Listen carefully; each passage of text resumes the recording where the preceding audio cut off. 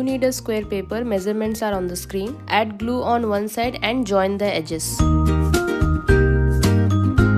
Now cut one side in a zigzag form. As we all know, chocolate wrappers are like that. And please try to use a small scissor for it, cause large one are little difficult to handle. Now write your desired wish on the paper and then roll it out.